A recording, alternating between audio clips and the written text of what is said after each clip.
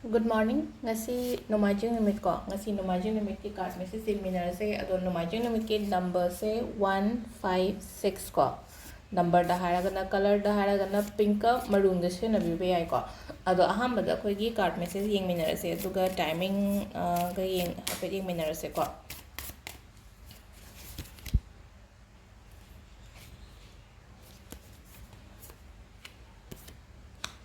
Sida leire koi gi card ahum se ko ngasi gi na.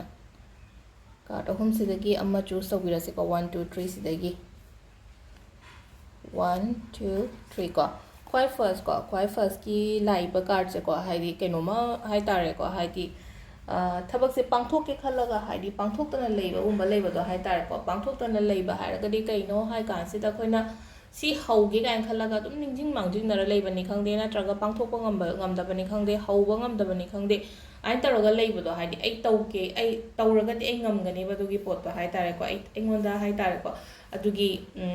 thabak to pangthok pagi kenu leijeba masada hai tare ko aduna haidi taubiyo action lobiyo aina je khaliba pot se pangthok pina ba hotna biyo ko aina tauge aina dukan makta phamge na khalaso na traga haidi kenoma egi startup ama tauge kaina khallaga su ko adugi matang dani ko aduga ani su bagi se ngasi gi oina di phai ko haidi mung manung phajana nungai na leiba dagi pisa nungsa gi kai gi horaga su haidi problems oiro ko haidi kitang pisa su lakpa gumbo oina pi ko aduga mayam haidi shanti oina leiba hai tare ko family se pulap oina hai tare aduga ahum subagi suna ko haidi something kainoma changakpa oina su oi ko haidi face ama hai tare ko life ki kaino tawroba hai tare ko haidi khoi gi well abundance prosperity kari kra se lakpa dumaina khara show tawri ko ngasi gi oina haraga di ko aduga timing se ko timing se ayuk ki pung 3 ka minute 39 dagina pung 13 ga minute 8 phawng lere dagi 12 ga minute 93 daina 2 ga minute 13 phawng lere dagi 5 ga minute 13 dagina 8 ga minute 93 phawng lere dagi 12 ga minute 13 dagina pung 2 ga minute 5 phawng lere nungalam dagina 3 ga minute 13 daina 5 ga minute 1 phawng lere ko sisina ngasi gi oina afaba timing ko aduga kaimamta ga request tawjage mayamda numbers pibado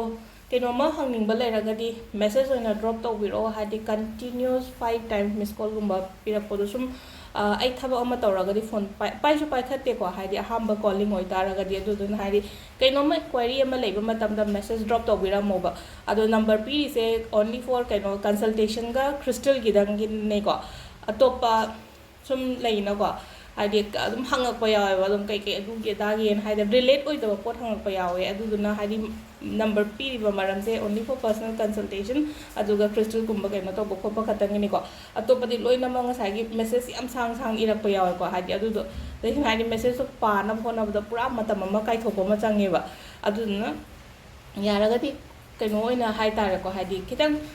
yamna maru oire hairagadi kaino gumba hai tare ko message oina drop tawbiro hadi call tawu matamda hadi ai mi ama ga wari sha leragadi call back khaba farak tai aduga aina call back tawrapa ngasagi hadi numit chupa whole day simada hadi number lakpa me amdo loina call back tawu so ngamde du message oi tare e ma pami je si sine mana khangni je si sine hairagadi darkar leibadi dum handi halle ko aduga khatang hai tare ko aina hanbada gyan ta da boi ta de jo message to han mangam deba aduduna hadi ko kaino to matamda message kumbada haida kitang tentak na dum ibiro ba haida yam sang na irakano page ani hungi type ta tawraga ko adu sida leire koi ngasigi card ki message se ma'am thank you